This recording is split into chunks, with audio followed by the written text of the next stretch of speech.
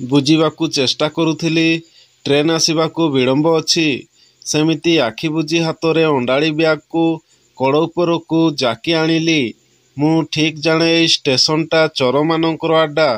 ଅନେଇ ରହିଥିବେ ଚୋର। ଆପଣଙ୍କ ଗଣ୍ଠିଡ଼ି ନେଇ ଛୁ ମାରିଦେବ, ପକେଟ କାଟି ପର୍ସ ନେଇଯିବ। ଆପଣ ଧରିପାରିବେ ନାହିଁ। ହାତକୁ ହାତ ବଢ଼େଇ ଚୋର ଦଳ ଅତି ଶୀଘ୍ର ଆପଣଙ୍କ ଆଖି ଉହାଡ଼ରୁ ଖସିଯିବେ। ଆପଣ ଚାହିଁ ରହିଥିବେ ଭକୁଆ ପରି।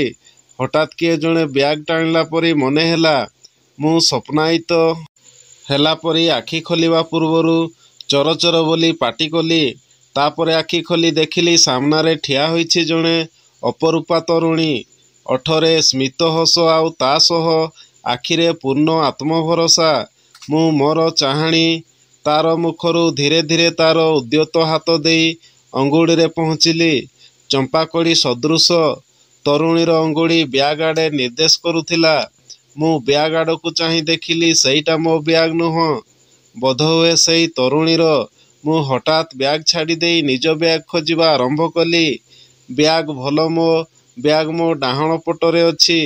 ମୁଁ ତରୁଣୀକୁ ସରି କହି ମୋ ମୂର୍ଖାମି ଆଉ ଅଭଦ୍ରାମିରେ ଲଜ୍ଜିତ ହେଲି। ତରୁଣୀ ତାର ବ୍ୟାଗ୍ ଉଠାଇ ନେଇ ନୋ ମେନସନ୍ କହି ମୋ ପାର୍ଶ୍ୱରେ ଥିବା ଖାଲି ଜାଗାରେ ବସି ପଡ଼ିଲା। ମୋର ଚୋର ଚୋର ବୋଲି ଚିତ୍କାରର ମୋ ଆଡ଼କୁ ଚାହିଁ ରହିଥିବା କିଛି ଲୋକ ଏକ ଲଘୁ ହସ ହସି ଯିଏ ଯାହା କାମରେ ପୁଣି ବ୍ୟସ୍ତ ହୋଇଗଲେ। ମୁଁ ବି ତନ୍ମୟ ହୋଇଗଲି ତରୁଣୀର ପୋଷାକରୁ ଆସୁଥିବା ପରଫ୍ୟୁମ୍ ବାସ୍ନାରେ। ଆଃ, କି ମଧୁର ସେ ବାସ୍ନା! ମୁଁ ଯେମିତି ସେ ବାସ୍ନାରେ ମୋ ନିଜତ୍ୱରୁ ବାହାରି ଲୀନ ହେଇ ଯାଉଥାଏ କେଉଁ ଏକ ସ୍ୱପ୍ନ ରାଇଜରେ। ତାର ଚୁନି ବେଳେ ବେଳେ ଉଡ଼ି ଆସି ମୋ ମୁହଁକୁ ବାଜୁଥାଏ। ମୁଁ ଆଖି ବୁଜି ଦେଇ ତରୁଣୀର ଚୁନିର ସ୍ପର୍ଶରେ ତରୁଣୀର ସ୍ପର୍ଶକୁ ଅନୁଭବ କରିବାର ମଜା ନେଉଥାଏ। ହଠାତ୍ ଟ୍ରେନ୍‌ର ହୁଇସିଲ୍ ଶବ୍ଦରେ ଆଖି ଖୋଲେ ତ ତରୁଣୀ ଅନ୍ତର୍ଦ୍ଧାନ। ମୁଁ ଉଠି ଠିଆ ହେଲି। ଟ୍ରେନ୍‌ଟି ମୋ ଗନ୍ତବ୍ୟସ୍ଥଳକୁ ଉଦ୍ଦିଷ୍ଟ ଥିଲା। ଏଣିକି ମନ ମୋର ପ୍ରତିଦିନ ଷ୍ଟେସନ ପ୍ଲାଟଫର୍ମରେ ସେଇ ତରୁଣୀକୁ ଖୋଜି ହେଲା। ଅବଶ୍ୟ ବେଳେ ବେଳେ ଦେଖା ବି ହେଉଥିଲା, ହେଲେ ସେଦିନ ପରି ଅତି ନିକଟରୁ ନ ହୋଇ ଦୂରରୁ ଦୂରରୁ। ମୁଁ ତାକୁ ଦେଖୁଥିଲି ଲୁଚି ଲୁଚି ତା ଆଖିର ଆଢ଼ୁଆଳରେ। ଖାଲି ସେତିକି ନୁହେଁ, ମୋ ଆଖି ତାରି ସ୍ୱପ୍ନରେ ପ୍ରତି ରାତି ହେଲା ଜ୍ୟୋତ୍ସ୍ନାୟିତ। ତାକୁ ନିକଟରେ ପାଇବାର ଅଭିଳାଷ ଯେମିତି ମୋର ସ୍ୱପ୍ନ ମାଧ୍ୟମରେ ପୂର୍ଣ୍ଣ ହୋଇ ଯାଉଥିଲା। ସ୍ୱପ୍ନରେ ହିଁ ମୁଁ ତାକୁ କଳାଗ୍ରତ କରୁଥିଲି। ତାର କପାଳ କୋପଳ ଓ ଓଷ୍ଠରେ ନିବିଡ଼ ଭାବରେ ଚୁମ୍ବନ ଆଙ୍କି ଦେଉଥିଲି। ତେବେ ସ୍ୱପ୍ନଭଙ୍ଗ ପରେ ମୋତେ ଲାଗୁଥିଲା ମୁଁ କିଛି ଦୋଷାବହ କାର୍ଯ୍ୟ କରୁନାହିଁ ତ?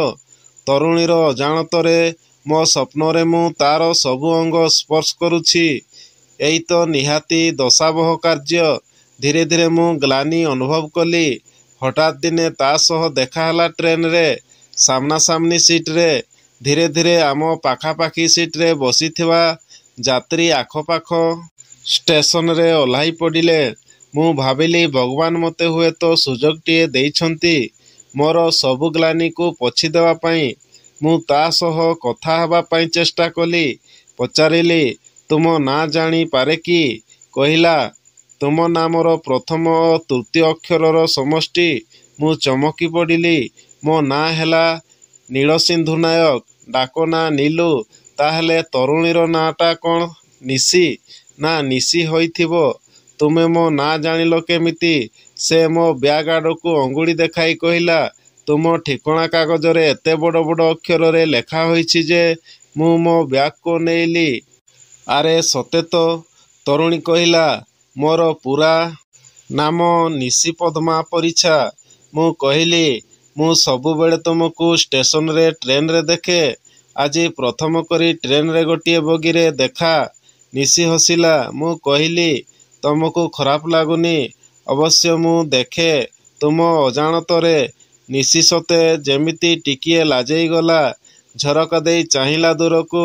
ମୁଁ ଟିକିଏ ହାତ ଯୋଡ଼ି ଦେଇ ଅନୁତପ୍ତ ଗଳାରେ କହିଲି, ଅନେକ ଥର ମୁଁ ଚେଷ୍ଟା କରିଛି ତୁମକୁ ଥରେ କ୍ଷମା ମାଗିନେଇ ମୁଁ ମୋର ଆତ୍ମଗ୍ଳାନିକୁ ରକ୍ଷା ପାଇଯିବି, କିନ୍ତୁ ତୁମ ସହ କଥା ହେବାର ସୁଯୋଗ ଆସି ନ ଥିଲା ଏଯାବତ୍।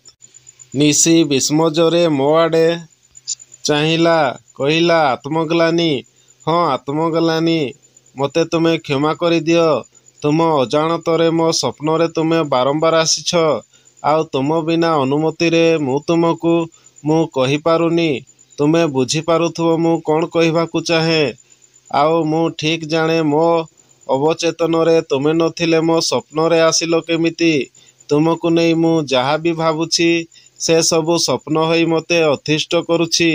ନିଶି ଆଖିରେ ଦୁଷ୍ଟାମି ଭରି କହିଲା, ତୁମେ କେମିତି ଜାଣିଲ ମୋର ସେଥିରେ ଅନୁମତି ନାହିଁ ବୋଲି? ମୁଁ ଗତାନୁଗତିକ କହି ଚାଲିଲି, କାରଣ ମୋ ସ୍ୱପ୍ନରେ ତୁମ ଆଡ଼ୁ କିଛି ତତ୍ପରତା ନାହିଁ। କହିଦେଇ ମୁଁ ହଠାତ୍ ଅନୁଭବ କଲି ନିଶି ମୋତେ କିଛି କହିବାକୁ ଚାହୁଁଛି କି? ନିଶି ଉଠି ଠିଆ ହେଲା।